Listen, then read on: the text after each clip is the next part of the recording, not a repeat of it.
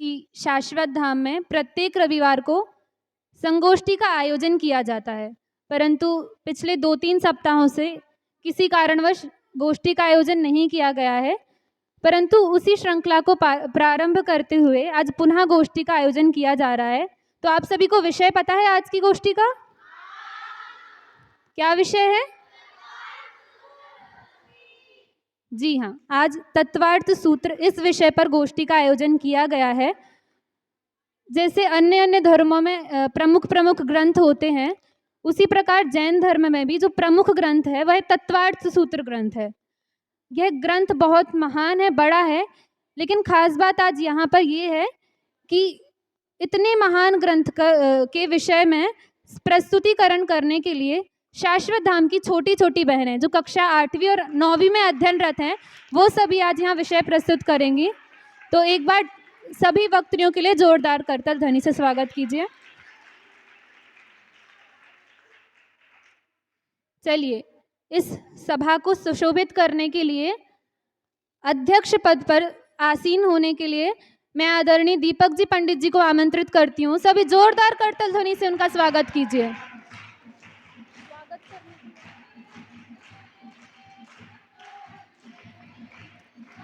स्वागत है आपका शाश्वत वालाए।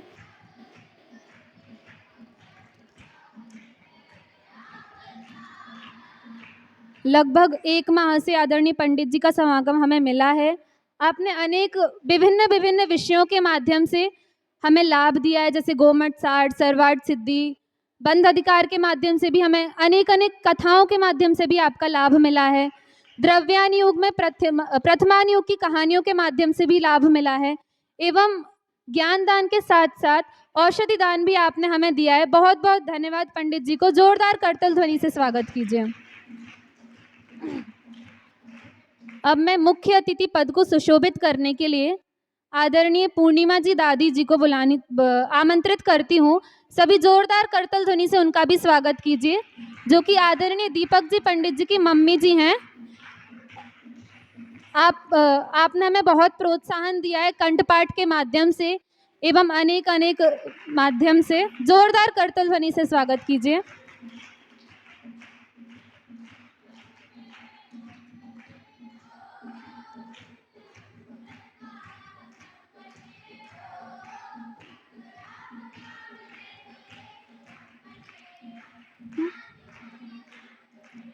चलिए, अब आज की संगोष्ठी की कुछ नियमावली है।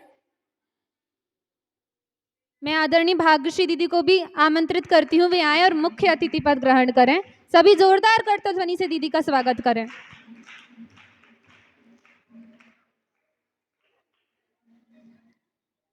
चलिए, आज की संगोष्ठी की कुछ नियमावली है, मैं आपको उससे अवगत कराती हूँ। सर्वप्रथम आपको अपना विषय प्रस्तुत करने के लिए 7 मिनट का समय दिया गया है, जिसमें से 6 मिनट में आपको अपना विषय प्रस्तुत करना है एवं 1 मिनट में अपना विषय समेटना है। लेख एवं पीपीटी भी आप लोग प्रस्तुत करेंगे, उसके भी आपको निर्धारित अंक जो हैं निर्णायक महोदय देंगे। आपके हाव भाव, विषय वस्तु, प्रतिपादन शैली, आत्मविश्वास आदि के भी अंक आपको दिए जाएंगे। ये तो हुए वक्तृयों के नियम। अब श्रोताओं के भी एक नियम है कि आपको जो गोष्ठी है वो ध्यानपूर्वक सुननी है एवं अपनी डायरी में नोट भी करनी है।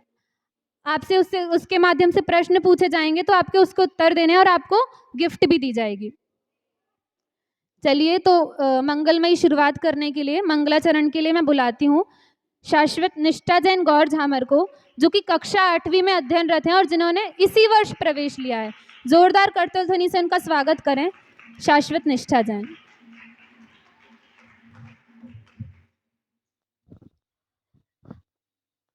नमः समय साराय स्वानुभूत्या चकाशते चित्स्वभावाय भावाय सर्वभावान्तरे स्थिते वन्दितु सर्वसिद्धे धूमचलमणुववं गतिं पत्ते वोक्षामि समय पाहोडमिडमो सुध केवलीवडितं मोक्षमार्गस्य नेतारं भेतारं कर्म भूभ्रताम् ज्ञातारां विश्वतत्त्वानां वन्दे तत्कुणलब्धये। जय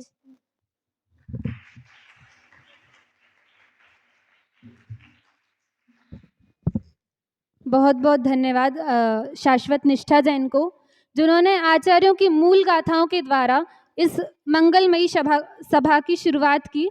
अब प्रथम वक्त्री के रूप में मैं बुलाती हूँ कक्षा 8वीं से लब्धि जैन को, जो कि मैसूर कर्नाटक से आई हैं। वे आएं और अपना विषय प्रस्तुत करें। उनका विषय है ग्रंथ एवं ग्रंथकार का परिचय। शाश्वत लब्धि जैन।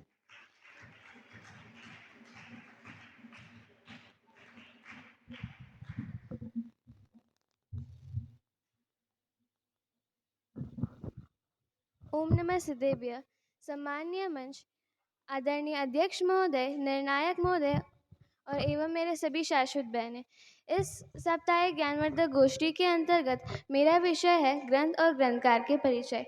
इस विषय को हम 4 बिंदुओं के माध्यम से समझेंगे। ग्रंथकार का परिचय, ग्रंथ का सामान्य परिचय, संक्षिप्त विषय वस्तु और मुख्य टीकाओं का परिचय। अब हम हमारे पहले बिंदुओं के माध्यम से समझेंगे ग्रंथकार का परिचय। आचार्य घृतपिच उमास्वामी इस महान ग्रंथ के रचयिता है।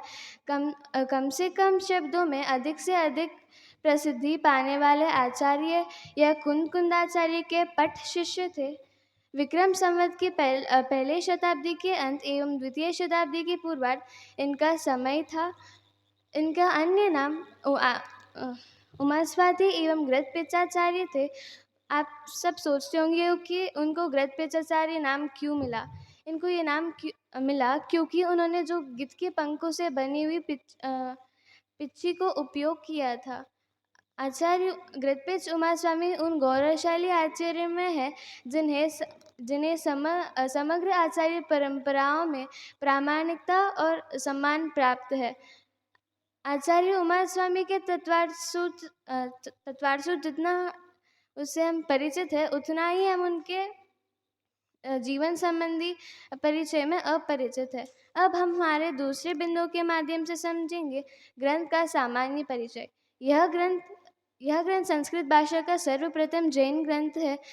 यह ग्रंथ तत्वार्थ साहित्य का आदि सूत्र ग्रंथ है। यह तत्वार्थ नाम सार्थक है क्योंकि उसमें 7 तत्वों का वर्णन है। इस ग्रंथ सूत्र रूप है, इसलिए इसका सूत्र भी सार्थक है।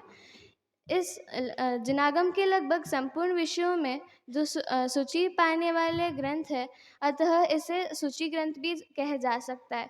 इसका दूसरा नाम मोक्ष शास्त्र है क्योंकि प्रारंभ भी मोक्ष मार्ग से और अंत भी मोक्ष मार्ग का वर्णन है। जो महत्व वैदिकों में गीता का, ईसाइयों में बाइबल का अथवा मुसलमानों में कुरान का है, वही हमारे जैन धर्म में तत्वार्थ सूत्र का है।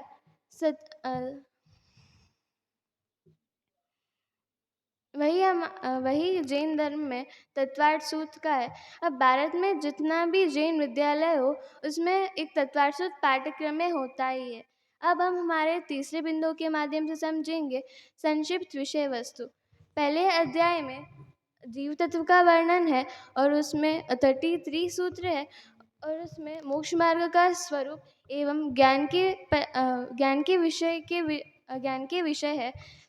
दूसरे अध्याय में जीव तत्व का वर्णन है और उसमें कुल 53 सूत्र है और उसमें जीव के असाधारण भाव एवं जीव की भेद के विषय है। तीसरे अध्याय में जीव तत्व का वर्णन है एवं उसमें 39 सूत्र है और उसमें लोक का वर्णन है, ऊर्ध्वलोक और मध्यलोक का वर्णन है। चौथे अध्याय में जीव तत्व का वर्णन है और उसमें 42 सूत्र है और उसमें ऊर्ध्वलोक और वैमानिक देवों का वर्णन है। पांचवें अध्याय में अजीव तत्व का वर्णन है और उसमें 42 सूत्र है, उसमें अजीव द्रव्य का वर्णन है। छठवें अध्याय में आशव तत्व का वर्णन है और उसमें 27 सूत्र है और उसमें आशव के भेद के और 7 कर्मों के वर्णन है। और 7वें अध्याय में शुभाशुभ तत्व का वर्णन है और उसमें 39 सूत्र है और उसमें व्रत, अतिचार और दान का विषय है। 7वें अध्याय में 8वें अध्याय में बंध तत्व का वर्णन है और उसमें 26 सूत्र है। उसमें बंध का कारण और बंध का बीज का वर्णन है। 9वें अध्याय में संवर एवं निर्जरा का वर्णन है और उसमें संवर और उसमें 47 सूत्र है। उसमें संवर एवं निर्जरा का कारण का विषय है। 10वें अध्याय में मोक्ष तत्व का वर्णन है। उसमें 9 सूत्र है और उसमें मोक्ष तत्व का वर्णन है। अब हमारे चौथे बिंदु के माध्यम से समझेंगे मुख्य टीकाओं का परिचय। इस महान ग्रंथ पर दिगंबर एवं श्वेतांबर दोनों परंपराओं में हिंदी, संस्कृत एवं हिंदी आदि भाषाओं में भाष्य लिखा गया है। कुछ मुख्य टीकाओं इस प्रकार है। आचार्य पूज्यपाद स्वामी द्वारा रचित सर्वार्थ सिद्धि, आचार्य अकलंक देव द्वारा रचित तत्वार्थ राजवार्तिक, आचार्य विद्यानंद द्वारा रचित तत्वार्थ श्लोक वार्तिक, आचार्य सम्मतभद्राचार्य द्वारा रचित गंधहस्ती महाभाषा जो अनुपलब्ध है, और आचार्य शुद्ध सागर द्वारा रचित तत्वार्थ वृत्ति और आचार्य बालचंद्र द्वारा रचित कन्नड़ टीका। हम भी इस तत्वार्थ सूत्र के अभ्यास से मोक्ष पद की प्राप्ति करें, इसी मंगल भावना से जय जय।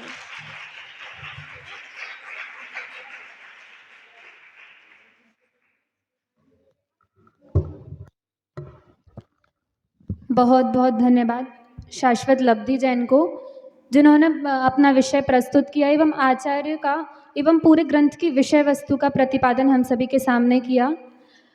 यद्यपि आपकी मातृभाषा कन्नड़ है, परंतु आपने हिंदी में बहुत अच्छे से अपना विषय प्रस्तुत किया। सभी जोरदार करतल ध्वनि से एक बार लब्धि का। अब अगली वक्त्री के रूप में मैं आवाज़ देती हूँ शाश्वत प्रमिति जैन जयपुर को, जो कि कक्षा 8वीं में अध्ययनरत हैं एवं इनका विषय है तत्वार्थों के अधिगम का उपाय। शाश्वत प्रमिति जैन आए और अपना वक्तव्य प्रस्तुत करें।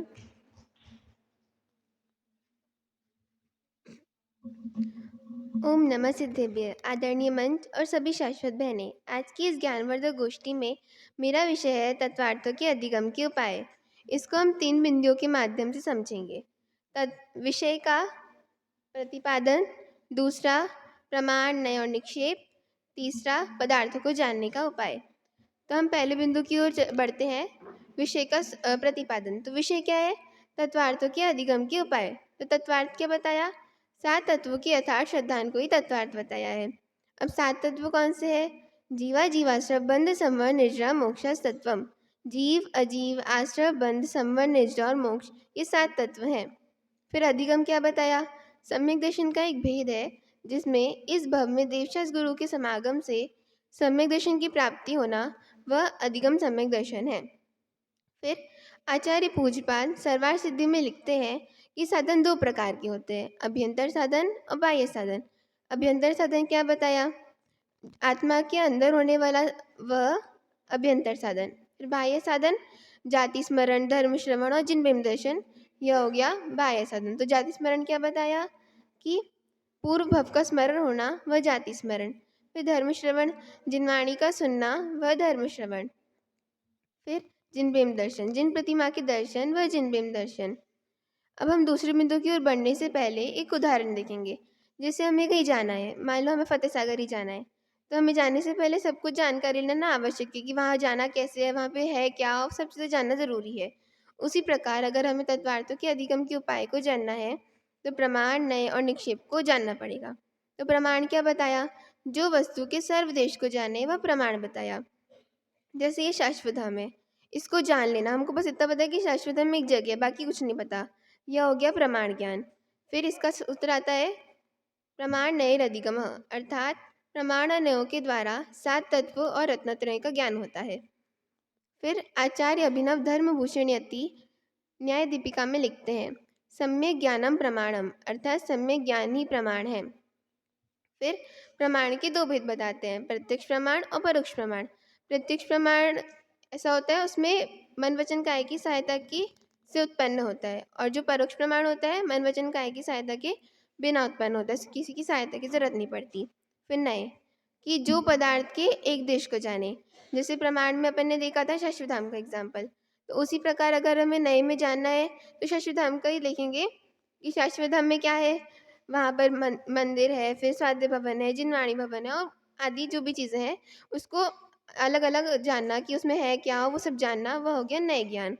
नए के मूलतः दो भेद बातें हैं कि द्रव्यार्थिक नए और पर्यायार्थिक नए। तो द्रव्यार्थिक नए क्या बताया, जो द्रव्य को ग्रहण करे वह द्रव्यार्थिक नए। पर्यायार्थिक नए क्या बताया, जो पर्याय को ग्रहण करे वह पर्यायार्थिक नए। फिर निक्षेप, लोक में अथवा आगम में शब्द व्यवहार करने की पद्धति को निक्षेप कहा है। फिर इसका सूत्र आता है नाम स्थापना द्रव्य भाव तत्सन्यास। नाम निक्षेप, स्थापना निक्षेप, द्रव्य निक्षेप और भाव निक्षेप। तो नाम निक्षेप क्या बताया, जिस वस्तु में जो गुण ना हो उसको उस नाम से कहना। जैसे कोई लड़की है बहुत शांत स्वभावी है, तब भी उसका नाम रख दिया शांतिबाई, यह हो गया नाम निक्षेप। फिर स्थापना, यह वह है, अर्थात किसी अन्य वस्तु में किसी अन्य वस्तु का प्रतिनिधित्व स्थापित करना, ये हो गया स्थापना निक्षेप। की पत्थर में भगवान की स्थापना कर देना, यह हो गया भाव निक्षेप। स्थापना निक्षेप। द्रव्य निक्षेप, की जो गुण वस्तु को प्राप्त हुआ था या फिर होएगा। तो अपन क्या बोलते थे कभी कभार कि भगवान ऋषिदेव की दो पुत्रियां थी, परंतु भगवान ऋषिदेव की थोड़ी ना दो पुत्रियां थी, वो तो राजा ऋषिदेव की दो पुत्रियां थी। यह हो गया द्रव्य निक्षेप। फिर भाव निक्षेप, वर्तमान पर्याय संयुक्त वस्तु भाव निक्षेप। फिर हम अपने तीसरे बिंदु की ओर बढ़ते हैं, पदार्थों को जानने का उपाय। तो इसका सूत्र आता है निर्देश स्वामित्व साधन आदिकरण स्थिति विधानतः। तो निर्देश में अपन इसमें उदाहरण लेंगे अपन सम्यक दर्शन का। तो निर्देश में सम्यक दर्शन की उसका स्वरूप क्या है, तो सम्यक दर्शन का स्वरूप सम्यक दर्शन का स्वरूप सम्यक दर्शन बताया। स्वामी, इसका स्वामी कौन है, भव्य जीव इसका स्वामी है। साधन, इसका उत्पत्ति का कारण क्या है, परोपदेश यानी कि देवशस गुरु का समागम इसकी उत्पत्ति का कारण है। अधिकरण, यानी कि इसका आधार क्या है, भव्य जीव की आत्मा इसका आधार है यानी कि अधिकरण है। स्थिति, यानी कि कितने काल तक वह रहेगा, तो अंतर्मुहूर्त से लेकर अनंत काल तक रहेगा वह, और एक अंतर्मुहूर्त 48 मिनट का बताया है। विधान, यानी कि इसके भेद कितने हैं, तो इसके 3 भेद आते हैं, द्रव्यार्थिक नए औपशमिक, शायिक और शायपशमिक, ऐसे 3 भेद आते हैं इसके। फिर सत, संख्या, क्षेत्र, स्पर्शन, कालांतर, भावाल, बहुत वेश्य। सत अर्थात वस्तु अस्तित्व, कि अपन इसमें उदाहरण लेते हैं एक पेन का। जैसे हम कोई दुकान पे गए, हमने पूछा कि दुकानदार से पूछा कि पेन मिलेगा क्या, उस दुकानदार ने बोला हाँ मिल जाएगा, यह हो गया अस्तित्व, उसका अस्तित्व है कि नहीं है पेन का, यह हो गया सत। संख्या, कि दुकानदार ने पूछा कितने चाहिए, यह हो गया संख्या यानी कि गिनती। क्षेत्र, कि वह कहाँ पर रखा हुआ है, पेन कहाँ पर रखा हुआ है, वो क्षेत्र वर्तमान निवास। स्पर्शन, यानी कि तीनों कालों में वह कहाँ पर रखा रहेगा या फिर रहा था, ऐसे। काल, यानी कि वह पेन कब तक इस्तेमाल कर सकते, कब तक वो यूज़ कर सकते हैं, यह हो गया काल। अंतर, यानी कि इस साल मैं कम पेन लेकर जा रहा हूँ, अगर अच्छे लगे तो फिर से लेकर जाऊँगा, ऐसा बोलना, यह हो गया अंतर। भाव, यह पेन से बहुत सुंदर लेखन कार्य होता है, ऐसा उसका स्वरूप परिणाम बताना, औपशमिक, शायिक आदि। फिर अल्प बहुत्व, यानी कि अपन बोलते हैं कि पिछले साल मैं कम पेन लेकर गया था, इस साल ज़्यादा पेन लेकर जा रहा हूँ, यह हो गया अल्प बहुत्व, यानी कि एक दूसरे में हीनाधिकता की अपेक्षा करना। इस प्रकार मैं अपनी वाणी को विराम देती हूँ। जय जिनेंद्र।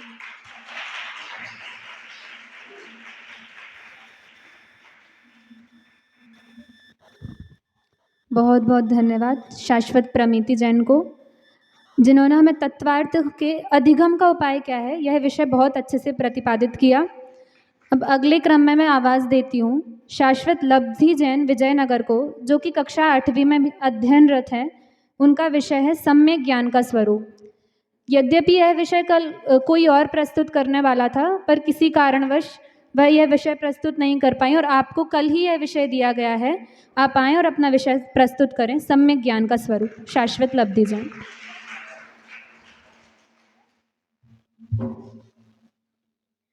ओम नमः सिद्धेभ्य। सम्मानित मंच एवं सभी शाश्वत बहन, आज की इस ज्ञानवर्धक गोष्ठी के अंतर्गत मेरी गोष्ठी का विषय है सम्यक ज्ञान का स्वरूप। जैसे कि हम सभी को पता ही है कि सम्यक ज्ञान भी मोक्ष मार्ग की एक सीढ़ी है, तो इसे जानना तो हमें आवश्यक है, क्योंकि हमें अपनी आत्मा का कल्याण करना है। तो हमारे आज के इस विषय को हम 5 बिंदुओं के माध्यम से समझेंगे। पहला, सम्यक ज्ञान किसे कहते हैं। दूसरा, सम्यक ज्ञान के भेद। तीसरा, सम्यक ज्ञान के भेदों की जानकारी। चौथा, ऋजुमति और विपुलमति ज्ञान में अंतर। पांचवा, अवधि ज्ञान और मनोपरि ज्ञान में अंतर। तो सबसे पहले हम ये जानेंगे सम्यक ज्ञान किसे कहते हैं। अपनी आत्मा को जानना अर्थात निज रूप जानना ही निश्चय सम्यक ज्ञान है। सम्यक ज्ञान के भेद। सम्यक ज्ञान के 5 भेद होते हैं: मति ज्ञान, शुद्ध ज्ञान, अवधि ज्ञान, मनोपरि ज्ञान और केवल ज्ञान। इन 5 भेदों को 2 रूप में विभाजित किया गया है: प्रत्यक्ष और परोक्ष। परोक्ष अर्थात जो ज्ञान इंद्रिय, मन, प्रकाश आदि के सहयोग से उत्पन्न होता है, पराधीन होने से उसे परोक्ष ज्ञान कहते हैं। और प्रत्यक्ष अर्थात जो ज्ञान इंद्रिय, मन, प्रकाश आदि के सहयोग से की आवश्यकता बिना उत्पन्न हुआ है, उसे प्रत्यक्ष ज्ञान कहते हैं। तो जो आगे आरंभ के 2 ज्ञान है, मति ज्ञान और शुद्ध ज्ञान, वह दोनों परोक्ष ज्ञान है। और जो अंतिम के 3 ज्ञान है, अवधि ज्ञान, मनोपरि ज्ञान और केवल ज्ञान, वह तीनों प्रत्यक्ष है। तो इस प्रकार से हमने सम्यक ज्ञान के भेदों को जाना। अब हम सम्यक ज्ञान के भेदों के स्वरूप को जानेंगे। तो सबसे पहले मति ज्ञान। मति ज्ञान किसे कहते हैं। पराशय की बुद्धि छोड़कर दर्शनोपयोग पूर्वक अपनी स्वसन्मुखता से अपनी प्रकट होने वाले ज्ञान को शुद्ध ज्ञान, मति ज्ञान कहते हैं। मति ज्ञान के नामांतर बताते हुए तत्वार सूत्र जी के पहले अध्याय के 9वें सूत्र में आया है: मति, स्मृति, संज्ञा, चिंता, अभिनिबोध इत्यनर्थांतरम। अर्थात मति, स्मृति, संज्ञा, चिंता, अभिनिबोध, यह मति ज्ञान के पर्यायवाची नाम है। हम सभी को पता है कि मति ज्ञान परोक्ष ज्ञान है, मतलब कि वह इंद्रियों और मन के निमित्त से होता है। फिर उसके बाद में शुद्ध ज्ञान। शुद्ध ज्ञान किसे कहते हैं। मति ज्ञान पूर्वक होने वाले मति ज्ञान से द्वारा जाने हुए पदार्थों के संबंध से अन्य पदार्थों को जानने वाले ज्ञान को शुद्ध ज्ञान कहते हैं। शुद्ध ज्ञान भी 2 प्रकार के होते हैं: अंग बाह्य और अंग प्रविष्ट। अंग बाह्य के अनेक भेद होते हैं और अंग प्रविष्ट 12 प्रकार के होते हैं। उसके बाद में अवधि ज्ञान। इंद्रिय और मन के निमित्त बिना द्रव्य, क्षेत्र, काल, भाव की मर्यादा लिए हुए अपनी आत्मा से रूपी पदार्थों को स्पष्ट जानना ही अवधि ज्ञान कहते हैं। अवधि ज्ञान 2 प्रकार के होते हैं: गुण प्रत्यय और भव प्रत्यय। तो भव प्रत्यय, जिसमें भव ही कारण हो, और वह भव प्रत्यय ज्ञान नरकियों और देवों को ही होता है। और जो गुण प्रत्यय अवधि ज्ञान है, वह मनुष्य और तिर्यंश को ही होता है। क्यों उसको शैवक्षम निमित्त ज्ञान भी कहा है, क्योंकि मनुष्य और तिर्यंश में बहुत कम जीवों को ही अवधि ज्ञान होता है, इसीलिए उसे शैवक्षम निमित्तक भी कहा है। इसके बाद में मनोपरि ज्ञान। दूसरों के मन में स्थित विषय रूपी विकल्पों को सीधे आत्मा से जानना ये मनोपरि ज्ञान है। मनोपरि ज्ञान 2 प्रकार के होते हैं: ऋजुमति और विपुलमति। ऋजुमति, जो ज्ञान मन, वचन, काया की सरलता से दूसरों के मन में स्थित रूपी पदार्थों को जानता है, उसे ऋजुमति ज्ञान कहते हैं। और विपुलमति ज्ञान, जो सरल और कुटिल रूप से दूसरों के मन में स्थित चिंतित रूपी पदार्थों को जानता है, उसे विपुलमति ज्ञान कहते हैं। अब केवल ज्ञान। केवल ज्ञान के बारे में बताते हुए तत्वार सूत्र जी के पहले अध्याय के 29वें सूत्र में आता है: सर्वद्रव्य पर्यायेषु केवलस्य। अर्थात जो ज्ञान सभी द्रव्यों को और उनकी सभी पर्यायों को एक साथ सीधे आत्मा से जानता है, उसे केवल ज्ञान कहते हैं। इस प्रकार से हमने 5 ज्ञानों के स्वरूप को जाना। अब हम ऋजुमति और विपुलमति ज्ञान में अंतर जानेंगे। तो ऋजुमति कम जानता है और विपुलमति अधिक जानता है। ऋजुमति सरल पदार्थों को जानता है, विपुलमति सरल और कुटिल दोनों पदार्थों को जानता है। ऋजुमति कम विशुद्धि होती है और विपुलमति में अधिक विशुद्धि होती है। ऋजुमति प्रतिपाती होता है और विपुलमति अप्रतिपाती होता है। ऋजुमति में उसी भव में मोक्ष जाने का नियम नहीं है, विपुलमति में उसी भव में नियम से जीव मोक्ष जाता है। इस प्रकार से हमने ऋजुमति और विपुलमति में अंतर जाना। अब हम अवधि ज्ञान और मनोपरि ज्ञान में अंतर जानेंगे। तो अवधि ज्ञान और मनोपरि ज्ञान में विशुद्धि, क्षेत्र, स्वामी और विषय की अपेक्षा से अंतर है। जैसे अवधि ज्ञान है, उसमें कम विशुद्धि होती है, मनोपरि ज्ञान में अधिक विशुद्धि होती है। अवधि ज्ञान में अवधि ज्ञान कम होता है, अर्थात नहीं, अवधि ज्ञान में अवधि ज्ञान ज़्यादा होता है, ढाई दीप के बाहर भी जा सकता है। मन परे ज्ञान में अवधि ज्ञान कम होता है, ढाई दीप के बाहर नहीं जा सकता। उसके बाद में अवधि ज्ञान प्रतिपाती होता है। अवधि ज्ञान के स्वामी चारों गतियों के जीव होते हैं और मन परे ज्ञान के स्वामी मनुष्य गति के जीव होते हैं। अवधि ज्ञान स्थूल पदार्थों को जानता है और मन परे ज्ञान सूक्ष्म पदार्थों को जानता है, अर्थात गहराई से जानता है। इस प्रकार से हमने अवधि ज्ञान और मन परे ज्ञान में अंतर जाना। अब हमारे मन में एक प्रश्न उठता है कि क्या एक जीव को एक साथ इतने सारे ज्ञान एक साथ हो जाते हैं या एक एक करके होते हैं? तो हमारे इस प्रश्न का उत्तर देते हुए तत्वार सूत्र जी के पहले अध्याय के 30वें सूत्र में उमा स्वामी आचार्य जी कहते हैं, एकादीनी भजनी युगपदे कस्मिन्ना चतुर्भ्या, अर्थात एक आत्मा में एक से लेकर 4 तक ज्ञान हो सकते हैं। यदि एक ज्ञान हो रहा है तो केवल ज्ञान, 2 ज्ञान हो रहे तो मति ज्ञान और शुद्ध ज्ञान, 3 ज्ञान हो रहे तो मति ज्ञान, शुद्ध ज्ञान, अवधि ज्ञान अथवा मति ज्ञान, शुद्ध ज्ञान, मन परे ज्ञान, और यदि 4 ज्ञान हो रहे तो मति ज्ञान, शुद्ध ज्ञान, अवधि ज्ञान और मन परे ज्ञान। तो इसी प्रकार हम भी शीघ्र अति शीघ्र सम्यक ज्ञान प्राप्त करें और मोक्ष मार्ग पर चलते रहे। इसी मंगल भावना से मैं अपनी बात को विराम देती हूँ।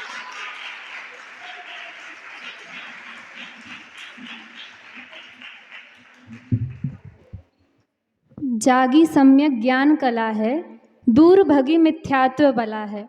अर्थात जिस कला के द्वारा मिथ्यात्व रूपी बला दूर भाग जाती है, ऐसी सम्यक ज्ञान की कला, सम्यक ज्ञान का स्वरूप, भेद प्रभेद आदि आपने हमारे सामने प्रस्तुत किए। बहुत बहुत धन्यवाद शाश्वत लब्धि जैन को। अभी हमने प्रमिति जी से तत्वार्थ के अधिगम का उपाय, प्रमाण और नय जो है उसकी विषय वस्तु समझी थी।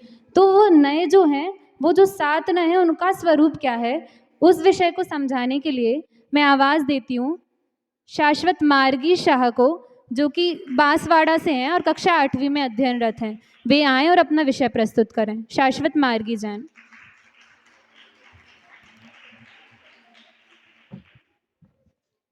ओम नमः सिद्धेभ्य। आदरणीय अध्यक्ष महोदय, मुख्य अतिथि महोदय, निर्णायक महोदय, सभी साधर्मी जन एवं मेरी शाश्वत बहनें, आज की इस ज्ञानमयी साप्ताहिक गोष्ठी के अंतर्गत मेरी गोष्ठी का विषय है सप्त नयों का स्वरूप, जिसे हम 3 प्रतिपादित बिंदुओं के माध्यम से समझेंगे। पहला कि नय होते क्या हैं, दूसरा नयों का स्वरूप, दूसरा नयों का भेद और तीसरा नयों का स्वरूप। तो सबसे पहले हम ये जानेंगे कि नय क्या होते हैं। तो नय अर्थात जो पदार्थ के अंश को जाने या कहे। जैसे कोई पुस्तकालय है, उसमें अनेकों पुस्तकें रखी हैं, तो हमने यह सामान्य ज्ञान न कर उस पुस्तकालय में से किसी हिंदी साहित्य की पुस्तक को विशेष जाना, अर्थात सभी पुस्तकों में से किसी एक पुस्तक को विशेष जाना, तो यह नय हुआ। अब हम नयों के भेदों के पर चर्चा करेंगे। तो जो जिनागम है उसमें नयों की चर्चा में मूल रूप से द्रव्यार्थिक, पर्यायार्थिक और निश्चय व्यवहार की ही बात होती है, लेकिन तत्वार्थ सूत्र के आधार से जो नय हैं उनमें नयगम आदि 7 नय ही प्राप्त होते हैं, जिसके लिए आचार्य उमा स्वामी पहले तत्वार्थ सूत्र के पहले अध्याय के 33वें सूत्र में लिखते हैं कि नयगम संग्रह व्यवहार अर्जु सूत्र शब्द समभिरूढ़ है वंभूता नयः, अर्थात नयगम संग्रह व्यवहार ऋजु सूत्र शब्द समभिरूढ़ और एवंभूत, ये 7 नय होते हैं। अभी जो 7 नय है वो द्रव्यार्थिक और पर्यायार्थिक नय के भेदों के रूप में विभाजित है। जैसे जो प्रारंभ के 3 नय हैं, नयगम, संग्रह और व्यवहार, ये तीनों द्रव्यार्थिक नय के भेद हैं, और जो बाकी के 4 नय हैं, ऋजु सूत्र, शब्द, समभिरूढ़ और एवंभूत, ये चारों नय पर्यायार्थिक नय के भेद हैं। अब ये द्रव्यार्थिक नय और पर्यायार्थिक नय क्या होता है? तो द्रव्यार्थिक नय अर्थात जो द्रव्य को ग्रहण करे, और पर्यायार्थिक नय अर्थात जो पर्यायों को ग्रहण करे। अब जो द्रव्यार्थिक नय है उसका पहला भेद है नयगम नय, तो हम उसकी चर्चा करेंगे कि नयगम नय क्या होता है।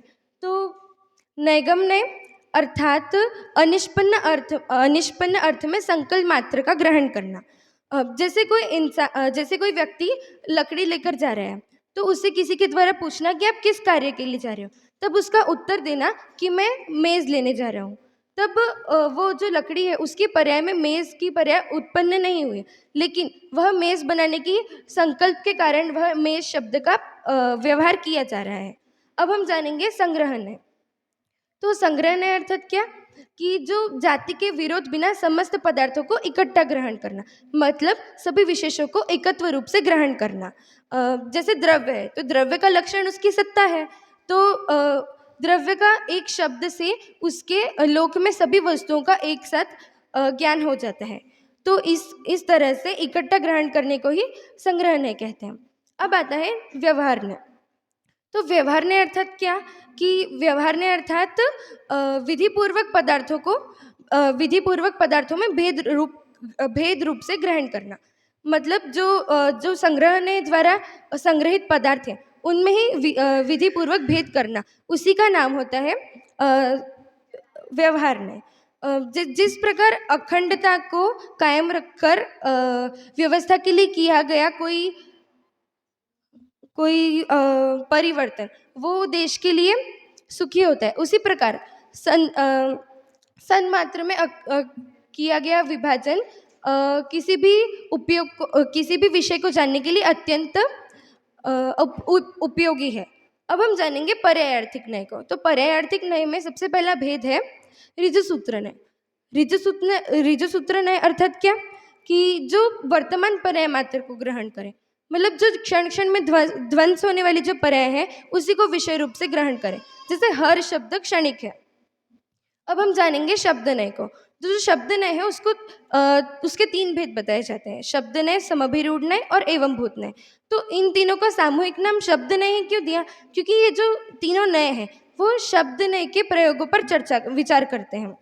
अब इन सब में हम सबसे पहले जानेंगे शब्द न्याय को। तो शब्द न्याय अर्थात क्या, कि लिंग आदि के भेद से ये पदार्थों में भेद करता है। अर्थात जो दार भार्य आदि जो विपरीत लिंग वाले शब्द हैं इनके रूप से ये सब पदार्थों को भिन्न बताता है। अब हम चर्चा करेंगे समभिरूढ़ न्याय पर।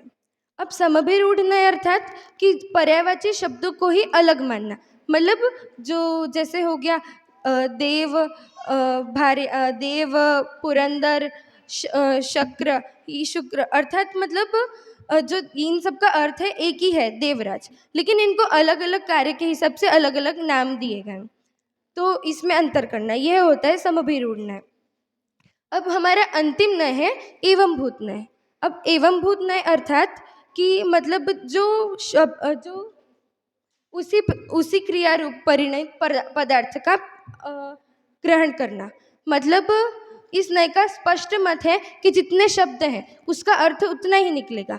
जैसे कहीं पर एक कथन आता है कि गच्छतीति गोहो, मतलब जो गमन करती हुई गाय है उसी को गाय कहेंगे, जो बैठी हुई है उसे गाय नहीं कहेंगे। तो इस प्रकार हमने इन 7 न्यायों को जाना। तो ये जो 7 न्याय हैं वह उत्तरोत्तर सूक्ष्म विषय वाले हैं, और जो इनका क्रम है नैगम, संग्रह, व्यवहार, ऋजुसूत्र, शब्द, समभिरूढ़ और एवंभूत, ये भी उत्तरोत्तर सूक्ष्मता के कारण ही है। अब ये जो सारे न्याय हैं वो पूर्व के जो न्याय हैं वो बाकी के पीछे न्यायों के हेतु भी हैं। तो इस प्रकार हमने सभी न्यायों को जाना।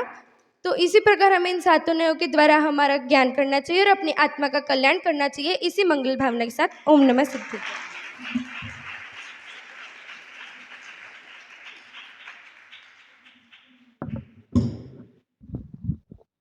बहुत बहुत धन्यवाद शाश्वत मार्गी जी को। इस प्रकार 8वीं कक्षा की बहनों का क्रम समाप्त होता है एवं 9वीं कक्षा की बहनों का क्रम प्रारंभ करने के पूर्व आप सभी से एक प्रश्न पूछती हूँ कि जो 6वें अध्याय की विषय वस्तु है उसमें कितने सूत्र आए हैं, वो कौन बताएगा?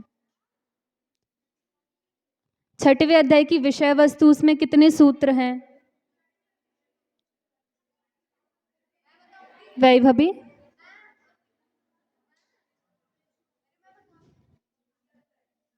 विषय वस्तु क्या है उसकी?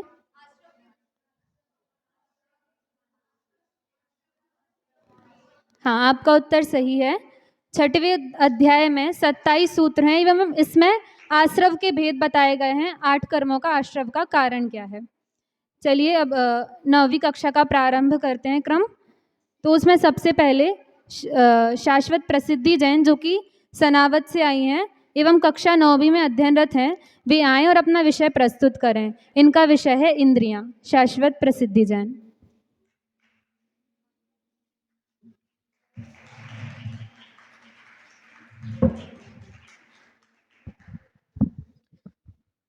ओम नमः सिद्धेभ्यो। तत्त्वार्थसूत्रकर्तारं ग्रतभिक्षोपलक्षितं वन्दे गणेन्द्रसञ्जातमुमा स्वामी मुनीश्वरम्। यहाँ पर उपस्थित अध्यक्ष महोदय, निर्णायक महोदय और मुख्य अतिथि और सभी शाश्वत बहनों को मेरा सादर वंदन। आज की इस ज्ञानवर्धक गोष्ठी के अंतर्गत मेरा विषय है इंद्रियां। तो इंद्रियां क्या? पहले तो हम ये जानते कि इंद्रियां आखिर है क्या। तो शरीर के चिन्ह विशेष को ही इंद्रियां कहते हैं। और हमें तत्वार सूत्र में ऐसा भी जानने को आता है कि संसारी जीव की पहचान को ही इंद्रियां कहते हैं। अब इन इंद्रियों को हम 3 प्रतिपादित बिंदुओं के माध्यम से जानते हैं। पहला कि इंद्रियों के भेद प्रभेद क्या है, दूसरा इनका स्वरूप और तीसरा इनकी विषय और इनके स्वामी। तो सबसे पहला बिंदु क्या है? भेद और प्रभेद। तो हम 5 इंद्रियां तो जानते ही है कि क्या? स्पर्शन, रसन, घ्राण, चक्षु और श्रोत्र। अब ये तो हुई 5 इंद्रियां। अब इन 5 इंद्रियों को ही 2 प्रकार से जानते हैं। तो तत्वार सूत्र में आता है कि निवृत्त्युपकरणे द्रव्येंद्रियम और लब्धि उपयोगो भावेंद्रियम। इसका अर्थ क्या आता है कि निवृत्ति और उपकरण ही द्रव्येंद्रियां हैं और लब्धि और उपयोग भावेंद्रिय है। और जो निवृत्ति है उसके भी 2 भेद आते हैं, बाह्य निवृत्ति और आभ्यंतर निवृत्ति। और उपकरण के भी 2 भेद आते हैं, बाह्य उपकरण और आभ्यंतर उपकरण। तो ये तो इनके भेद प्रभेद। पर अब ये द्रव्येंद्रिय और भावेंद्रिय है क्या? तो इंद्रियाकार शरीर, पुद्गल और आत्मा प्रदेशों की रचना ही द्रव्य इंद्रिय है। और जो कह सकते हैं हम कि शयोपशम विशेष से जो रचना होती है उसे भावेंद्रिय कहते हैं। तो अब ये इनके डेफिनेशन हुई। अब जानते हैं निवृत्ति क्या है। तो जो नाम कर्म के उदय से, जो नाम कर्म के निमित्त से हमें इंद्रिया होती है, जो रचना होती है, उसे निवृत्ति कहते हैं। अब बाह्य निवृत्ति क्या बताई कि जो शरीर पुद्गलों से जो हमारी इंद्रिया रचना हो रही है इनकी, वही बाह्य निवृत्ति है। और जो आत्म प्रदेश से इंद्रियों की रचना होती है वो आभ्यंतर निवृत्ति है। ये तो है निवृत्ति की बात। अब उपकरण के भेद जानते हैं। तो पहले तो कि निवृत्ति का जो उपकार करे वो उपकरण कहलाता है। अब ये उपकरण के क्या भेद बताए थे हमने कि बाह्य उपकरण और आभ्यंतर उपकरण। अब बाह्य उपकरण क्या बताते हैं कि जो ये हमारी पलक है और हमारे बाहर का जो भी चक्षुन्द्रिय में आता है तो वो बाह्य उपकरण में आते हैं। इसी प्रकार हमें दूसरी इंद्रियों में भी लेना है। अब जो आभ्यंतर उपकरण में क्या आता है कि जो ये काला और सफ़ेद पार्ट है ना हमारी चक्षु इंद्रिय में, वो आभ्यंतर उपकरण में आता है। इसी प्रकार हमें दूसरी इंद्रियों में भी लेना है। अब ये तो इनके भेद प्रभेद और स्वरूप की बात। पर एक सेकेंड, भावेंद्रिय तो रह गई। तो भावेंद्रिय में क्या कि भावेंद्रिय में क्या आता है? लब्धि और उपयोग। तो ज्ञानावर्ण के शयोपशम विशेष को ही लब्धि कहते हैं। और लब्धि के अनुसार जो हमारे ज्ञान, दर्शन, आत्मा का जो चलता रहता है ना, वही हमारा उपयोग में आता है। ये हुआ भेद प्रभेद और इनका स्वरूप। अब हम आते हैं अपने तीसरे बिंदु पे, जो कि है विषय और स्वामी। तो अब इन 5 इंद्रिय के जो विषय हैं उनके भी भेद प्रभेद आते हैं। पहले 5 इंद्रियों के विषय जानते हैं। तो स्पर्शन का क्या आता है? स्पर्श। और रसना का आता है रस विषय। फिर घ्राण का आता है घ्राण का आता है गंध विषय। चक्षु का आता है वर्ण विषय। और आखिरी में क्या बचा? श्रोत्र। श्रोत्र का आता है शब्द विषय। अब इन विषयों के भी भेद हैं। विषय बेसिकली 27 गिनाते हैं। तो स्पर्श का विषय के भेद क्या है? ठंडा, गरम, रूखा, चिकना, हल्का, भारी और कड़ा, नरम। ये 8 हो गए। अब क्या आते हैं? रस। रस के 5 विषय: खट्टा, मीठा, चरपरा, कशैला, कड़वा। ये हो गए पांच विषय रस के। विषय जो अब अगला विषय कौन सा आता है हमारा? गंध। तो गंध के दो गंध बताते हैं कि सुगंध और दुर्गंध। फिर आता है हमारा क्या? चक्षु। चक्षु इंद्रिय का वर्ण विषय। वर्ण विषय मतलब जो हम देख रहे हैं, तो उसके 5 आते हैं: सफेद, काला, नीला, पीला और लाल। तो ये हो गए 5। अब आखिरी में क्या आता है? शब्द के 7 प्रकार।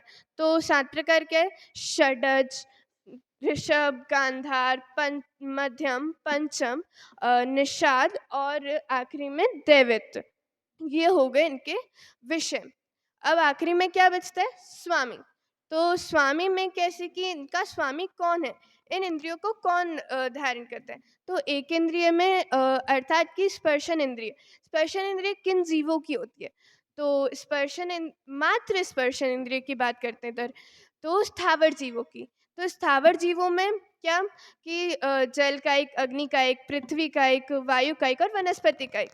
फिर 2 इंद्रियों में अर्थात स्पर्शन इंद्रिय और रसन इंद्रिय। तो इसमें कौन कौन से जीव आते हैं? कृमि जैसे जीव आते हैं। फिर उसके बाद 3 इंद्रिय में स्पर्शन इंद्रिय, रसना इंद्रिय और घ्राण इंद्रिय। ये किन जीवों की होती है? पिपीलिका आदि जैसे जो जीव होते हैं उनकी। और फिर क्या आता है? 4 इंद्रिय। तो 4 इंद्रिय में कौन कौन से? कि स्पर्शन, रसन, घ्राण, चक्षु। ये 4 इंद्रिय में कैसे जीव आते हैं? भ्रमर जैसे जो जीव होते हैं वो आते हैं। फिर 5 इंद्रिय में कौन से जीव आए? कि स्पर्शन, रसन, घ्राण, चक्षु और श्रोत्र। ये पांचों की पांचों इंद्रियां किन जीवों को होती है? मनुष्य आदि जीवों की। कुछ सीरियंसों को भी 5 इंद्रियां होती है। अब ये हमने सारा विषय जान लिया, परंतु इन विषय से हमें क्यों जानना है इंद्रियों को? तो इंद्रियां की, ये देह की है, शरीर की है, तो हमें इन शरीर की इंद्रियों को जानना है कि हम शरीर को त्याग पाए। हम पहले जानेंगे कि ये क्या है, तो ही तो हम त्याग पाएंगे।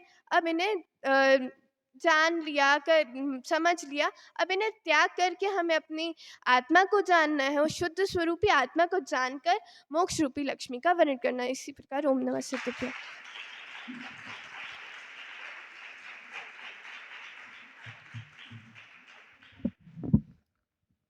बहुत बहुत धन्यवाद शाश्वत प्रसिद्धि जैन को, जिन्होंने हमें इंद्रिय के भेद, स्वरूप, स्वामी और इंद्रियों को जानने से हमारे किस प्रयोजन की सिद्धि होती है, कौन से प्रयोजन की सिद्धि होती है, इस सब विषय का स्पष्टीकरण किया।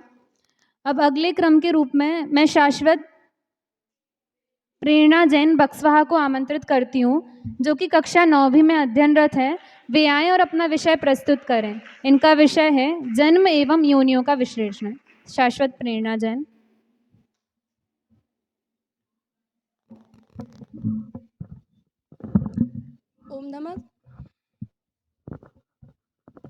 ओम नमः सिद्धेव्या। सम्मानीय मंच एवं मेरी सभी शाश्वत बहनें, आज के इस ज्ञानवर्धक गोष्ठी के अंतर्गत मेरा विषय है जन्म एवं योनियों का विश्लेषण। तो सर्वप्रथम इसे हम 3 बिंदुओं के माध्यम से समझेंगे। तो प्रथम बिंदु है जन्म और योनि की परिभाषा, द्वितीय बिंदु है उनमें परस्पर अंतर और तृतीय बिंदु है उनके प्रकार व स्वामी। तो सर्वप्रथम हम अपने प्रथम बिंदु पर चर्चा करते हैं। तो जन्म किसे कहते हैं? नवीन शरीर के धारण करने को जन्म कहते हैं। और योनि किसे कहते हैं? तो जीवों के उत्पन्न होने के स्थान विशेष को योनि कहते हैं। तो हमने यह तो जान लिया कि जन्म और योनि किसे कहते हैं। तो अब हम इसमें अंतर स्पष्ट करते हैं। तो हम अपने द्वितीय बिंदु के माध्यम से जानते हैं कि इनमें परस्पर अंतर क्या है। तो जो योनि और जन्म है उसमें आधार और आधेय का संबंध है। तो जो योनि है वह आधार है और जो जन्म है वह आधेय है। तो जीवों का जन्म योनियों में होता है और योनियों के आधार से होता है। तो जब जीव जिस स्थान पर उत्पत्ति होती है जीव की, तो वह तो मतलब जन्म हो गया, तो जन्म इस प्रकार से आधार हो गया और योनियों के आधार से उसका जन्म हो रहा है, तो वह योनि आधार हो गई। तो हमने अंतर स्पष्ट किया। अब हम अपने तृतीय बिंदु पर चर्चा करते हैं कि उनके प्रकार और स्वामी क्या हैं। तो जन्म 3 प्रकार का बताया गया है, तो ऐसा ही कहते हुए आचार्य उमा स्वामी जी तत्वार्थ सूत्र के दूसरे अध्याय के 31वें सूत्र में कहते हैं, सम्मूर्छन गर्भोपपादा जन्म, अर्थात सम्मूर्छन, गर्भ और उपपाद ये 3 जन्म के भेद हैं। तो सम्मूर्छन जन्म किसे कहते हैं? तो तीनों लोकों में सर्वत्र बिना माता पिता के संबंध के होने वाली शरीर की रचना, संबंध से सभी ओर से पुद्गलों को ग्रहण करके होने वाली शरीर की रचना को सम्मूर्छन जन्म कहा। तो सम्मूर्छन जन्म में जो 1 से 4 इंद्रिय तक के जीव होते हैं वे तो नियम से सम्मूर्छन होते हैं, पर जो पंचेंद्रिय त्रयंच और पंचेंद्रिय मनुष्य होते हैं वे भी सम्मूर्छन हो सकते हैं। फिर आता है गर्भजन्म किसे कहते हैं? तो माता पिता के रजवीर्य के मिलने से होने वाली शरीर की रचना को गर्भजन्म कहते हैं। फिर गर्भजन्म भी 3 प्रकार का बताया। तो ऐसा ही कहते हुए तत्वार्थ सूत्र में दूसरे अध्याय में कहा है, तत्वार्थ सूत्र के 33वें सूत्र में कहा, दूसरे अध्याय के 33वें सूत्र में कहा है कि जरायु जांडस पोता नाम गर्भः, अर्थात जरायुज, अंडज और पोत ये 3 गर्भजन्म के भेद हैं। तो फिर जरायुज जीव किसे कहते हैं? तो जो जीव जन्म के समय जर में लिपटे रहते हैं उन्हें जरायुज जीव कहते हैं। तो जैसे मनुष्य हैं, बैल, गाय हैं, ये सब जरायुज जीव के उदाहरण हैं। फिर आता है अंडज जीव किसे कहते हैं? तो जो जीव अंडे से उत्पन्न होते हैं उन्हें अंडज जीव कहते हैं। तो इसके उदाहरण में चील, कबूतर आदि ये सभी अंडज जीव के उदाहरण हैं। फिर आता है पोत जीव किसे कहते हैं? तो जो जीव योनि से निकलते ही चलने फिरने लगते हैं उन्हें पोत जीव कहा। तो फिर जो पोत जीव के उदाहरण हैं वे हैं सिंह, नैवला, ये सब पोत जीव के उदाहरण हैं। फिर हमने शुरू में 3 जन्म देखे थे, तो उसमें से सम्मूर्छन और गर्भ तो हो गया, अब बचा उपपाद। तो उपपाद जन्म किसे कहते हैं? तो जो उपपाद संज्ञा अर्थात उत्पत्ति स्थान से पैदा होते ही अंतर्मुहूर्त शरीर पूर्ण हो जाता है उन्हें उपपाद जन्म कहा।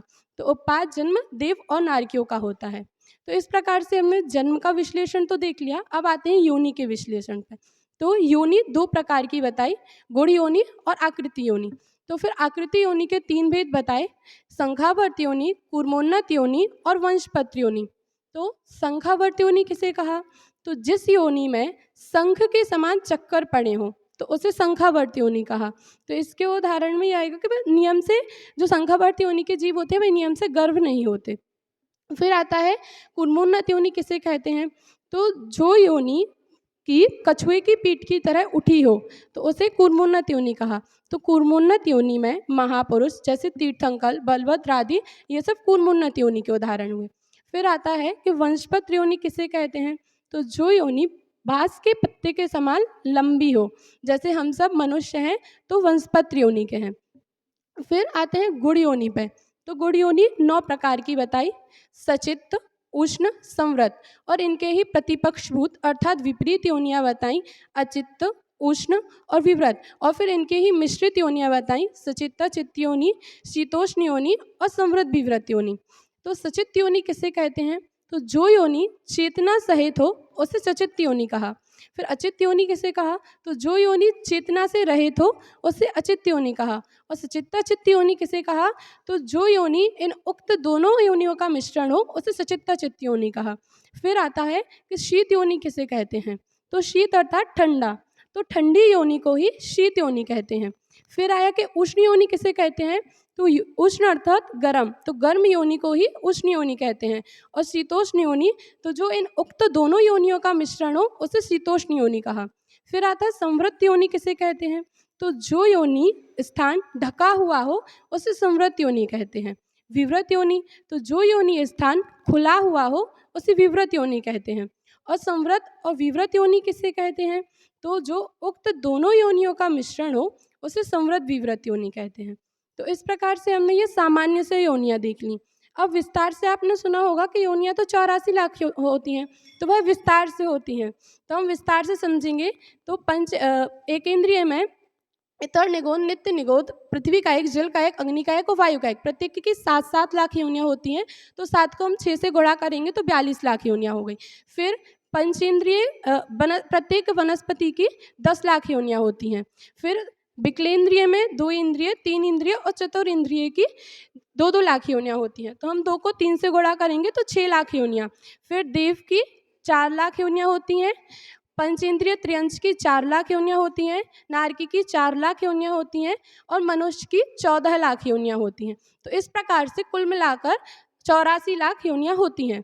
तो हमने इन योनि और जन्म को समझ लिया, तब हमें ऐसा पुरुषार्थ करना चाहिए कि हम दोबारा जन्म ना लें और सिद्ध दशा को प्राप्त हो। इसी मंगल भावना के साथ मैं अपनी वाणी को विराम देती हूँ। जय हिंद।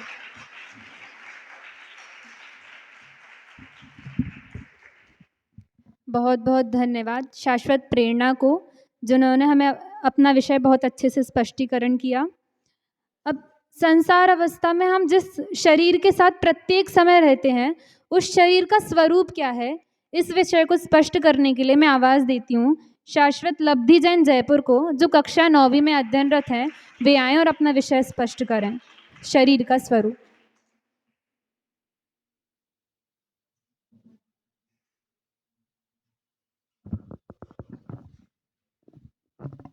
ओम नमः सिद्धेभ्य। सम्मानित मंच एवं सभी शाश्वत बहनें, आज की इस साप्ताहिक ज्ञानवर्धक गोष्ठी के अंतर्गत मेरी गोष्ठी का विषय है शरीर का स्वरूप। इसको हम 4 बिंदुओं के माध्यम से समझेंगे। पहला, शरीर के भेद तथा उनके नाम। दूसरा, प्रत्येक शरीर का स्वरूप। तीसरा, एक जीव को एक साथ एक समय में कितने शरीर हो सकते हैं। और अंत में शरीर का स्वरूप जानने से लाभ। तो हम सभी यह तो जानते ही हैं कि हमारा यह आत्मा और यह शरीर भिन्न भिन्न है। यह आत्मा तो ज्ञान स्वभावी अनंत गुणों का पिंड ध्रुव एक अखंड ज्ञायक तत्व है, और यह शरीर जड़ है, पुद्गल है, अचेतन अजीव तत्व है। तो आज हम इस शरीर के बारे में चर्चा करेंगे। तो चलिए चलते हैं आचार्य उमा स्वामी द्वारा रचित तत्वार्थ सूत्र ग्रंथ के दूसरे अध्याय में, जहाँ पर 36वें सूत्र में आचार्य देव कहते हैं, औदारिक वैक्रियक आहारक तेजस कार्मणानि शरीराणि। अर्थात औदारिक, वैक्रियक, आहारक, तेजस, और कार्मण, ये 5 शरीर होते हैं। अब हम प्रत्येक शरीर का स्वरूप जानेंगे। तो सर्वप्रथम औदारिक शरीर। औदारिक शरीर कौन सा होता है? तो जो शरीर सड़ता है, गलता है, झरता है, ऐसे स्थूल शरीर को औदारिक शरीर कहते हैं। यह सभी शरीरों में सबसे स्थूल होता है, इसी कारण यह उदार भी कहलाता है। यह शरीर इस शरीर में अन्य शरीरों की अपेक्षा सबसे कम प्रदेश होते हैं, और यह मनुष्य व तिर्यंचों को होता है और आहार वर्गना से निर्मित होता है। अब वैक्रियक शरीर। वैक्रियक शरीर किसे कहते हैं? तो जिस शरीर में हल्का, भारी, सूक्ष्म, स्थूल आदि अनेक प्रकार के रूप बनाने की शक्ति हो, ऐसे शरीर को वैक्रियक शरीर कहते हैं। यह शरीर औदारिक शरीर से सूक्ष्म होता है तथा औदारिक शरीर से असंख्यात गुणे प्रदेश वाला होता है। यह शरीर देवों तथा नारकियों को होता है, और यह भी आहार वर्गना से निर्मित है। इस शरीर की यह विशेषता है कि यह लब्धि निमित्तक होता है। अब आहारक शरीर। आहारक शरीर किसे कहते हैं? तो सूक्ष्म पदार्थों को जानने के लिए अथवा संयम की रक्षा हेतु अन्य क्षेत्र में स्थित केवलिया शुद्ध केवली के पास जाने के लिए, या अन्य क्षेत्र में स्थित जिनालयों की वंदना के लिए जिस शरीर की रचना होती है, उसे आहारक शरीर कहते हैं। यह शरीर वैक्रियक शरीर से सूक्ष्म होता है और वैक्रियक शरीर से असंख्यात गुणे प्रदेश वाला होता है। यह 6वें गुणस्थानवर्ती प्रमत्त संयमी आहारक रिद्धिधारी मुनिराज को ही होता है, और यह भी आहार वर्गना से निर्मित है। इस शरीर की कुछ विशेषताएं हैं, जैसे यह शुभ होता है, अर्थात शुभ कार्य करता है। विशुद्ध होता है, मतलब मंद कषाय से बंधने वाले कर्मों का कार्य है।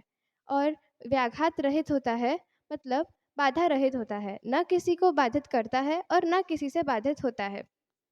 यह मुनिराज के मस्तिष्क से श्वेत वर्ण का समचतुरस्र संस्थान वाला, एक हाथ की ऊंचाई वाला निकलता है, और अपना कार्य अंतर्मुहूर्त में समाप्त करके पुनः मुनिराज के शरीर में प्रवेश करता है। अब तेजस शरीर। तेजस शरीर कैसे कहते हैं? तो जो शरीर औदारिक, वैक्रियक और आहारक शरीर को कांति देता है, उसे तेजस शरीर कहते हैं। यह शरीर आहारक शरीर से सूक्ष्म होता है और आहारक शरीर से अनंत गुणे प्रदेश वाला होता है। यह सभी संसारी जीवों को होता है तथा तेजस वर्गणा से निर्मित होता है। यह शरीर भी लब्धि निमित्तक होता है। अब अंत में कार्बन शरीर। कार्बन शरीर तो ज्ञानाभरणादि 8 कर्मों के समूह को ही कार्बन शरीर कहते हैं। यह शरीर तेजस शरीर से सूक्ष्म होता है और तेजस शरीर से अनंत गुणे प्रदेश वाला होता है। अब यह शरीर भी सभी संसारी जीवों को होता है और कार्बन वर्गणा से निर्मित होता है। इस शरीर की यह विशेषता है कि यह उपभोग रहित होता है। अब उपभोग कैसे कहते हैं? तो इंद्रियों से शब्दादि को ग्रहण करना सो उपभोग है और यह निरुपभोग होता है। अब तेजस और कार्बन शरीर की कुछ सामान्य विशेषताएं, जैसे यह प्रतिघात रहित होते हैं, अर्थात बाधा रहित होते हैं, न किसी से बाधित होते हैं और न किसी को बाधित करते हैं। और ये इन दोनों शरीर का संबंध आत्मा से अनादि से है और ये सभी संसारी जीवों को होते हैं। अब तीसरा बिंदु कि एक जीव को एक साथ एक समय में कितने शरीर हो सकते हैं? तो कहा तेजस और कार्बन शरीर से लेकर एक जीव को एक साथ एक समय में कम से कम 2 तथा अधिक से अधिक 4 शरीर हो सकते हैं। कैसे? तो तेजस और कार्बन शरीर विग्रह गति के जीव को होते हैं। औदारिक तेजस तथा कार्बन शरीर अ, मनुष्य व तिर्यंचों को होते हैं। वैक्रियक तेजस और कार्बन शरीर देव तथा नारकियों को होते हैं और औदारिक आहारक तेजस और कार्बन शरीर ये 6वें गुणस्थानवर्ती आहारक वृद्धिधारी मुनिराज को होता है और वैक्रियक औदारिक तेजस और कार्बन शरीर विक्रिया रिद्धिधारी मनुष्यों व तिर्यंचों को होता है। यहाँ पर एक बात विशेष ध्यान देने योग्य यह है कि कभी भी वैक्रियक और आहारक शरीर साथ में नहीं हो सकते। इसी कारण से किसी जीव को कभी भी एक साथ 5 शरीर नहीं हो सकते हैं और जो वैक्रियक शरीर देवों तथा नारकियों को होता है वह उसकी जाति मनुष्यों तथा तिर्यंचों को होने वाले विक्रिया रिद्धि से भिन्न होती है और वह रिद्धि तो औदारिक शरीर का ही एक प्रकार है। अब अंत में इस शरीर के स्वरूप को जानने से हमें क्या लाभ है? यह शरीर तो पुद्गल है, जड़ है। इसको जानने से भला हमें क्या ही लाभ होगा? तो कहा कि जब जीव अनेक अनेक प्रकार के विकारी भाव करता है तब जीव को किन किन शरीरों के साथ एक क्षेत्रावगाह संबंध होता है, हमें इसको जानने से यह पता चलता है। तो इसको जानने से हम सरलता से भेद विज्ञान करें और जल्द ही मोक्ष पद को प्राप्त करें। इसी मंगल भावना से मैं अपनी बात को विराम करती हूँ।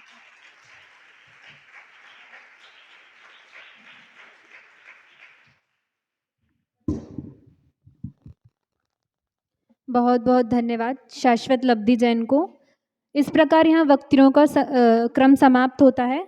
अब आप सभी से एक प्रश्न कि योनि किसे कहते हैं और उसके जो 3 प्रकार हैं वो कौन से हैं और उनमें कौन कौन से जीव उत्पन्न होते हैं? विधि।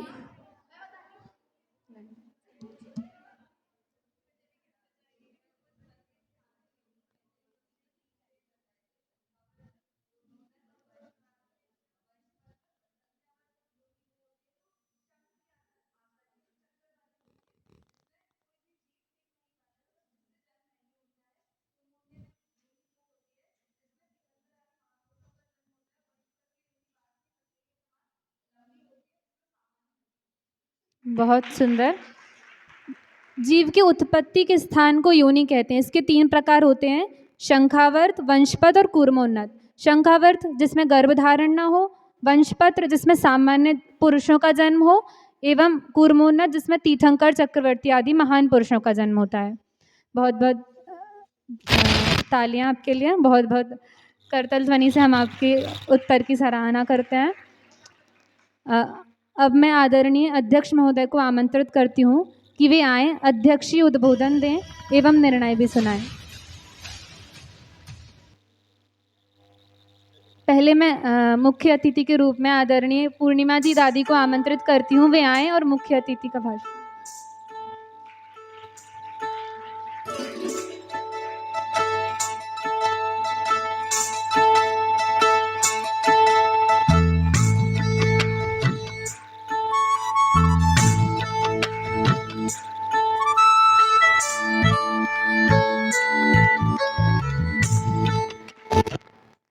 सभी को जय जन। आवाज आई बराबर? अरे ठीक है। आप सबने बहुत अच्छे से बोला है, सबने मेहनत भी की है कि किसी का कम ज़्यादा बोलने का वो आता ही नहीं है कि किसी को पहला नंबर देना कि किसको सेकंड देना, सभी ने बहुत अच्छा बोला है, कोशिश अच्छी करी होगी सबने। और इसी तरह से प्रोग्रेस करो और आगे बढ़ो जीवन में, क्योंकि यहाँ पर तत्व ज्ञान जो तुमको मिल गया है पूरी लाइफ के लिए काम में आएगा। तत्वार सूत्र अपना महान ग्रंथ है, पूरा जैन शासन का सार भरा हुआ है। ये तो पहले अध्याय का हुआ, और भी बाकी पूरी 10वां अध्याय अच्छे से सब जने तैयार करें और उस मार्ग पर आगे बढ़ो, तत्वों की बात समझो और जीवन में भी उतारने की कोशिश करो। यही भावना आप सबके लिए शुभेच्छा।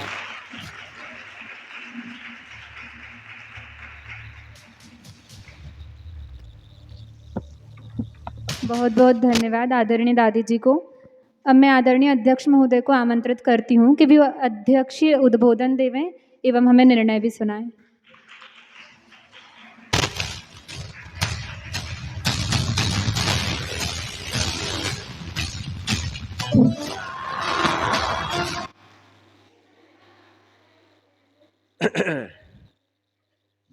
हाँ, गणेन्द्रं त्वदान्ध्रिं नमामि त्रिकालं, जिनेन्द्रं त्वदन्ध्रिं नमामि त्रिकालं, मुनीन्द्रं त्वदन्ध्रिं नमामि त्रिकालम्।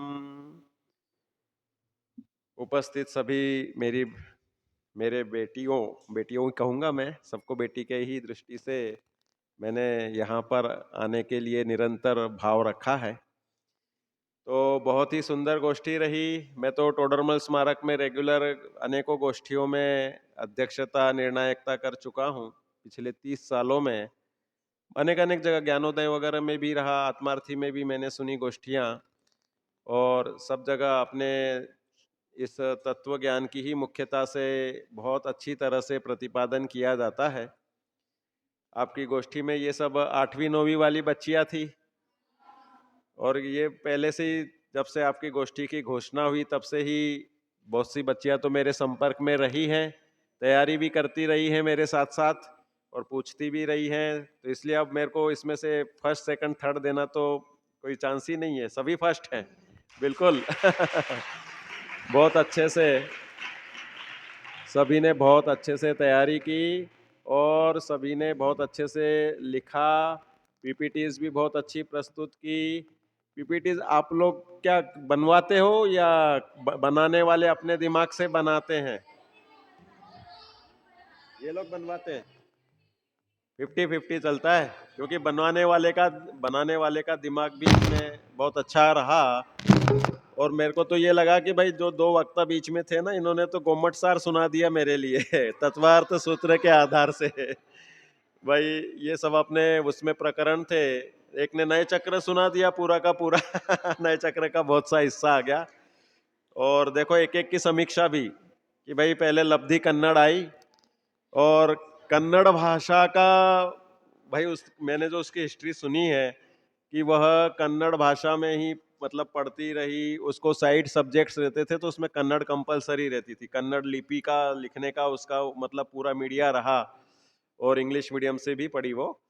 तो कहने का मतलब ये कि ऐसे होते हुए उसकी पहले बोलने की शैली में बहुत सारे जैसे विदेशी लोग बोले उस तरह से हिंदी भाषा उसके उच्चारण में रहती थी, लेकिन उसने पिछले 1 महीने में काफ़ी अभ्यास करके हिंदी बोलना बहुत अच्छी तरह से सुलभ कर लिया है।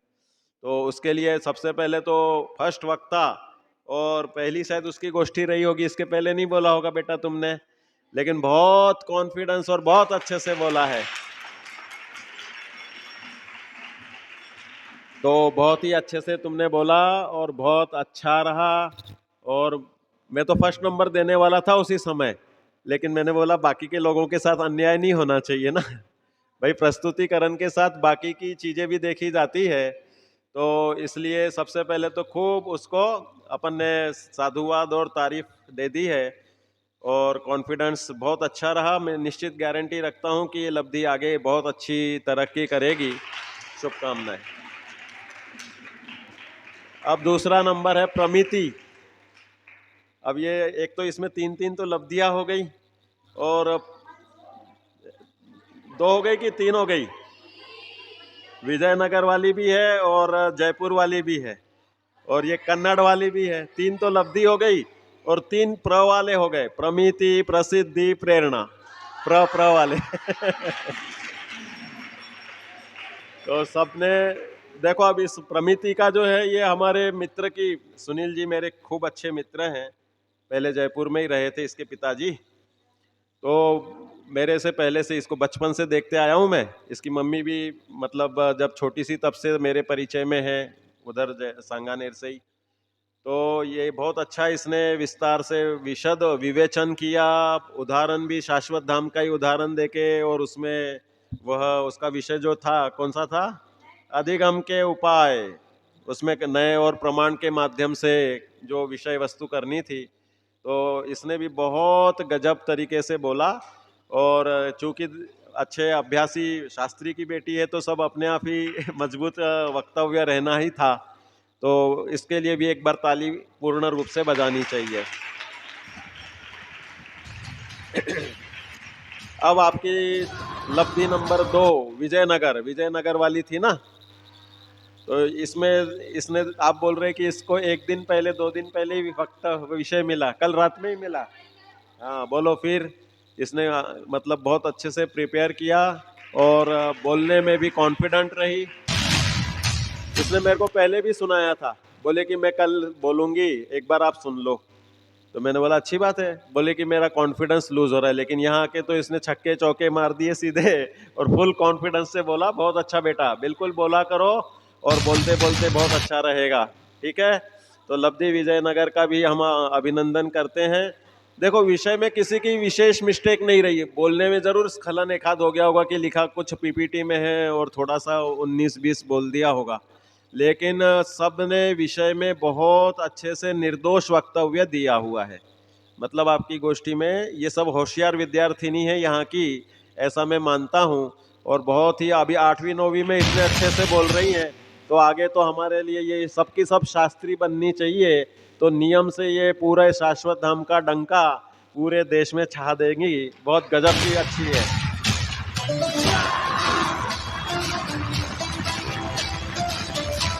चलो नेक्स्ट, मार्गी ने सबको किसका मार्ग दिखाया? नयों के मार्ग से मोक्ष का मार्ग दिखाया, है ना। तो मार्गी ने बहुत अच्छी तरीके से मानो नए चक्र का अभ्यास एक संक्षिप्त रूप में नैगम संग्रह आदि का पूरा प्रस्तुत किया। इनके लिए भी हम तालियां जरूर बजाएं। प्रसिद्धि को मैंने दूसरी बार सुना। प्रसिद्धि को मैंने आत्मार्थी में भी देखा था, वहाँ पर व्याख्यान में बैठती थी, प्रश्नों के उत्तर देती थी, तब वहाँ पर 8th में थी ये, है ना। कहाँ गई प्रसिद्धि? हाँ पीछे। तो मैंने बोला था इसको 8th में किसने दिया भाई, वहाँ तो 12th तक चलता है ना। तो वहाँ 12th के स्टैंडर्ड में भी मतलब जो बच्चे बोलते थे उस क्वालिटी में ये आंसर देती थी, तो मैंने वहीं पे इसको सर्टिफिकेट दे दिया था। तो प्रसिद्धि का बहुत ही शानदार अभ्यास अच्छा है, विवेचना भी डिटेल में की है और बहुत ही सुंदर इन्होंने इंद्रियों का वह प्रस्तुतिकरण किया। अब इसके बाद में प्रेरणा के लिए क्या बोला जाए, सबके लिए प्रेरक रही, बहुत अच्छे से रही और अच्छी तरह से प्रस्तुत किया। प्रेरणा ने बहुत सारे कंठपाठ भी किए हुए हैं और इसका अपन शिविर में डेमो भी लेंगे और ये उसमें कंठपाठ के लिए पुरस्कृत भी किए जाएगी। अभी भी सबके कंठपाठ के पुरस्कार अभी जो जिन्होंने नहीं लिए उनको अभी मंगा लिए हैं, तो वो देंगे। अभी दादी जी से ले लेना अभी इसके बाद ही। लब्धि जयपुर हमारे मित्र प्रमोद जी की बिटिया है। इनकी मम्मी से भी मैं काफ़ी परिचित हूँ और ये दोनों ही बहुत अच्छे स्वाध्यायी, उनकी बेटी है तो ये भी स्वाध्याय के, इसके तो समय सार के कलश और समय सार के बहुत सी गाथाएं है ना, अभी भी पक्की याद है। इसकी पहले कोरोना काल में वीडियो बनती थी, ये गाथा याद कर करके, और छोटे छोटे वीडियो, इसका चैनल भी है ना, क्या लब्धि जैन नाम से ही है। तो बहुत ही गजब की होनहार लड़की है ये, इसके लिए पूरी तालियां। अब आपके रिजल्ट के लिए तो बहुत संशय है भाई, आप लोग कहोगे कि भाई रिजल्ट कैसे बना, क्या बना, पूरा कंफ्यूजन है कि भाई कैसे किसको फर्स्ट दे, सभी फर्स्ट है तो। लेकिन आपने जो पुरस्कार लाए लिमिटेड लाए हैं, है ना। सबको मैं अपने हिसाब से पुरस्कृत करूंगा क्योंकि मेरे को तो सभी को फर्स्ट लाया है मैंने पहले ही।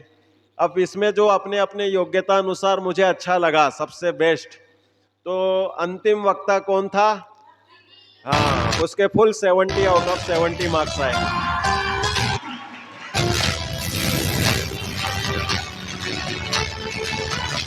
आ जाओ, पुरस्कार ले लो, दादी जी से पुरस्कार प्राप्त करें। प्रथम वक्ता के रूप में मैंने लब्धि को चुना है। इसकी पीपीटी की क्वालिटीज, इसका वक्तव्य, मानो ये गवर्नमेंट सर की स्टूडेंट हो, और अच्छी तरह से इसने प्रस्तुत किया है। ठीक है, अब बाकी तो बहुत सारे सभी के अच्छे हैं सेकंड के लिए तो, लेकिन फिर भी मुझे किसी न किसी एक को आगे लाना था। तो जिसने आप लोगों ने,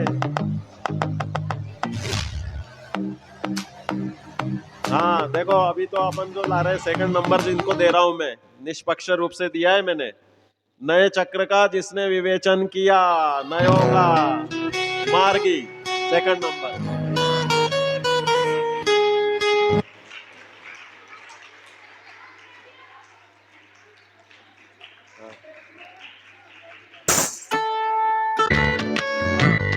प्रश्नों के उत्तर जिन्होंने दिए थे वैभवी और विधि, हाँ आइए अपना पुरस्कार प्राप्त कर लें।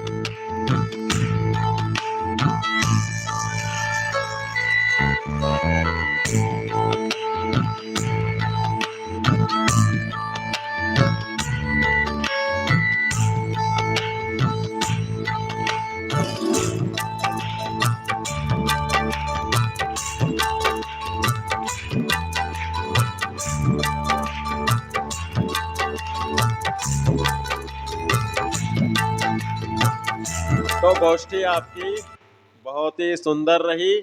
अब जिन्होंने अभी कंठपाठ सुना दिया दादी जी को और उनको अभी पुरस्कार नहीं मिले हैं, ऐसे कितने लोग हैं? हैंड रेज करें। जिन्होंने सुना दिया है और अभी उनको पुरस्कार मिलना बाकी रहा है, जिन्होंने भी दादी जी को अभी कंठपाठ सुना रहे थे ना, तो उस दिन आप लोग वो उसमें सम्मेलन उधर चले गए थे उदयपुर। तो जिन जिन के पुरस्कार बाकी रह गए वे आकर के दादी जी से अपना अपना ये पुरस्कार भी प्राप्त कर ले। जो जो रह गए खड़े होकर जल्दी से ले लीजिए साथ में। हाँ ले लो बेटा, अदिति, हाँ ले, हाँ माही, और किस किस का बाकी है पहुंच जाओ एक एक एक एक करके, धीरे धीरे। हाँ